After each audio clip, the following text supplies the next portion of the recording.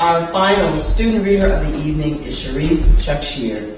He's in his first year, and he says he and fiction have a polyamorous understanding. I'm just reading what the man said. I couldn't make that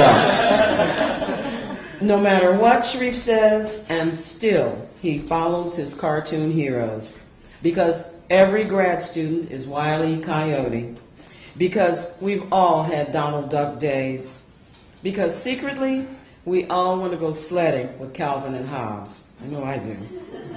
He believes if you haven't surprised yourself, you haven't tried parkour. You'd be surprised what obstacles a pudgy person can overcome with the right technique. Yeah, tell that to Wile E. Coyote. Sharif says we may not know that he will only wear neckties with My Little Ponies on them because he can't imagine a death noose with Twilight Sparkle on it. Let's welcome Sharif Shakshir.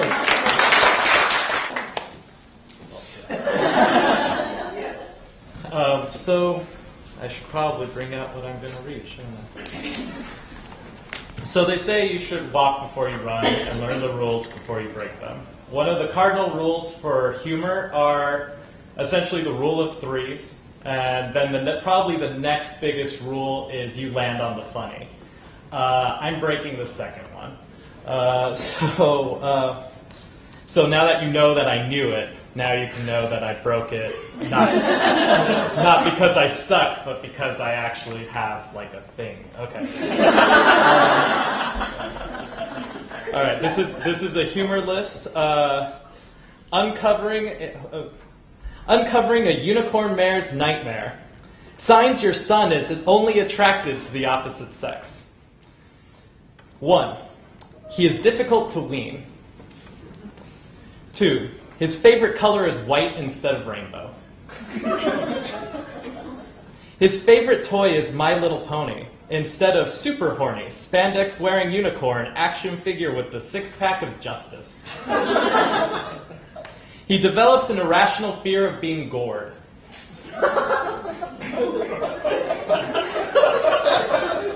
Calls from his PE teacher regard your son's aversion to contact sports, not showering after class, and letting girls ride him around the track. His forelock is elegantly disheveled, and he didn't spend an hour in front of the mirror making it look that way. He tells obvious lies about his sexual experiences. One time, I was giving this guy a hand job. They have hooves. Yeah. He follows females around outside of breeding season, and his offspring have unusual birthdays. He never finds a nice male to marry, but has a long-term female roommate who shares his one-bedroom apartment and his interests. Well, I guess that one does land on the funny. All right, so the rest of what I'm reading is poetry. My aesthetic with poetry is really that essentially poetry tends to be seen, like there are two misconceptions of two different art forms. Cartoons and comics are seen as such a low form that they're not even worth touching. And poetry is seen as such a high form that nobody can even relate with it. And I kind of see one as a forest fire and the other one as a flood. And so when I write, I kind of channel aqueducts of one into the other to put out both of them. And if that experiment doesn't work, then I guess that's it for my career.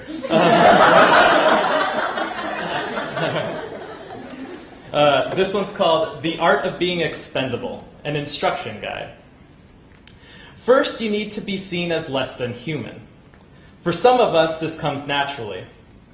If you have money, it would help if you had less of it. Next, surround yourself with selfish people who are willing to make compromises. View them as comrades. Trust them. Let them run their fingers through your hair. Be the best that they can do without. Finally, step into a large silver ball. Mine has the name Sputnik 2. There will be loud noises and weight pressing down on your limbs, torso, and head. When even gravity lets you go, look out the window and see the entire world continue without you. This next one's for Tracy. This one's called crow parenting. I think it's a little angsty, but I like angsty. So, don't look at birds in cages. They are adored because they are colorful. They are kept because they are adored. You are free because you are black, filthy, and despised. You are old enough to accept that everything you are is vile. But know that all adorable things die, and we will eat them, or the worms and maggots who eat them. They become us. The end of each thing is dirty and sad. This one's for Mike. He was here when I came up with the initial joke about this, because I moved into an apartment with an obscenely dirty floor when we first moved in. The Roomba Suicide. Twisting gently on its little braided Roomba noose, suspended over a chair it had knocked over with its little Roomba wheels, we came home to it. There wasn't a note to explain.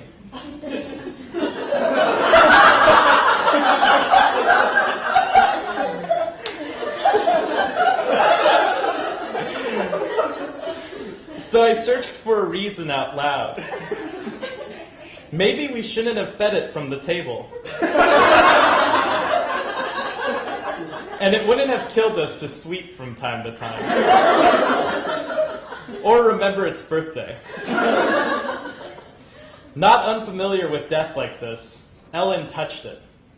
She slipped the nylon collar off the cleaning robot's corpse and held it against her body, wheels leaving track marks on her breasts.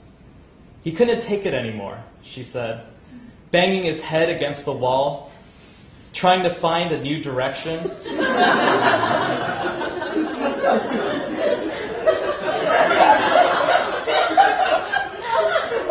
But he could never go far enough until there was another. Running the same paces so many times, he realized it was all a big trap.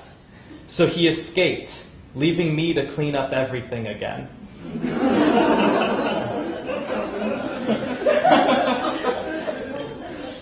All right, this one's for any fans of My Little Pony. All right, I know at least two in here. Don't shake your fist at me. Unless you're going to give me a bro hoof. Okay. All right, this one's called Best Pony. I was also considering titling it First Date Questions from a Brony. Okay. Which pony is best pony? Pegasus or unicorn? Would you rather use magic or fly? Can you use magic to turn into something that flies? Would anyone want to be a regular pony that can talk? Did Mr. Ed enjoy his existence? Do you think Equestria has a history of apartheid and genocide? Can you imagine separate drinking fountains and borders for unicorns, pegasi, and earth ponies? Or do you think they separated them by color, having Pinkie Pie districts and Blue Mare groups? Would they have little pony ghettos and little pony work camps, overseen by little pony fascists? What would they call them? Concentration corrals? Or glue factories? You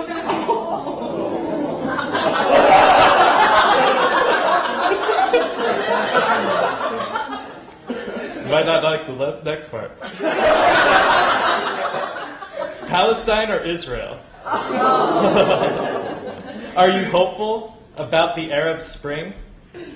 What cartoons do you watch in order to escape the news? Wile E. Coyote or Roadrunner? Do you sympathize with Pepe Le Pew or Penelope Pussycat?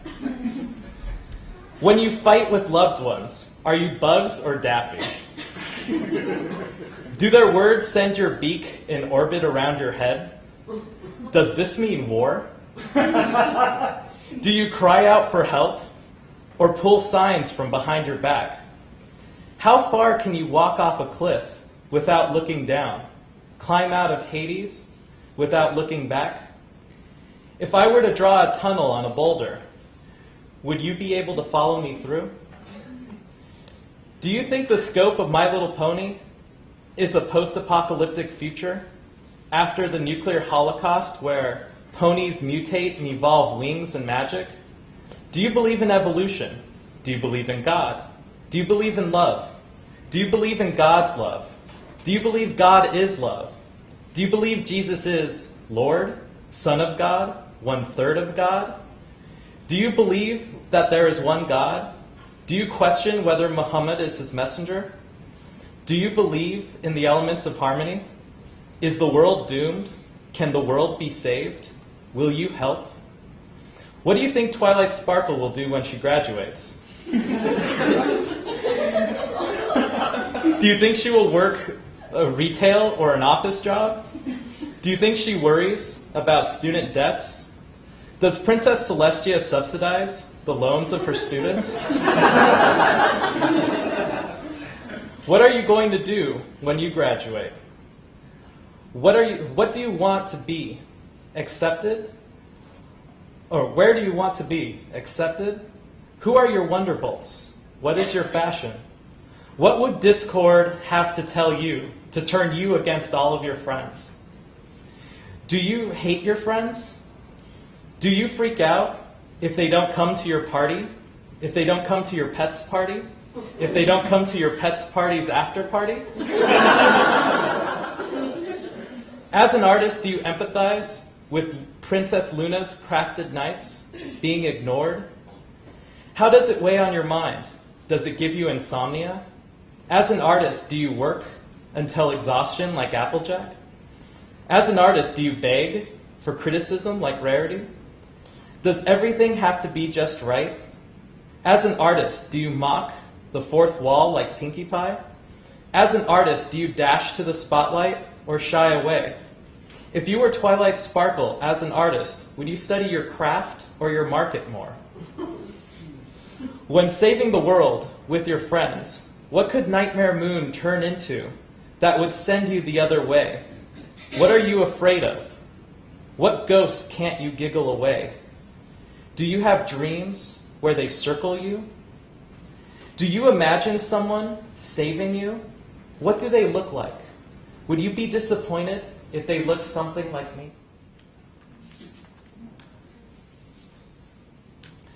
And this last piece is a prose poem. I had trouble reading that one because my aesthetic for line breaks doesn't lend to reading out loud. It's more for reading on a page. I like to make it so the lines say two things at once, and it's hard to do that out loud. All right, so this is my last piece. How to treat your ideas. So you have this idea that you've caught between your fingers. You cup it gently so that it doesn't melt out. Your thumbs cover the top so that it doesn't float away. You peek inside and you see that you have something amazing here. Something beautiful. It is something invisible that you believe in. Something that will change the way other people look at the world. You've seen what other people have done with ideas. They chew them up and spit them out on people. They put the ideas under their shoes so that they can feel taller. They roll them up into tennis balls and lob them at each other, smashing each other's down with rackets. They put signs in front of their house that read, "Look at me and the brilliant idea I have." They use them to power shrink rays and belittle others. You don't want to do these things. This invisible thing is the most violent shade of blue you've ever seen. You want to show it to people, but you're afraid that they won't care to see your idea. They might hate it because they didn't have enough ideas when they were young. They might hate it because it is the wrong color or simply because you are the one who has it. They might crush it in between your palms, leaving you with idea goo between your fingers and under your nails as you go dripping to the sink to wash your hands of it. You think that maybe you should let it go, but it is pretty and yours and deserves a chance to make other people happy. This is what ideas want to be. They crave to be something people can love. They are pathetic in this way. They are human in this way. This ethereal, fragile, invisible, colorful thing needs you, and people will respect you for how well you take care of it.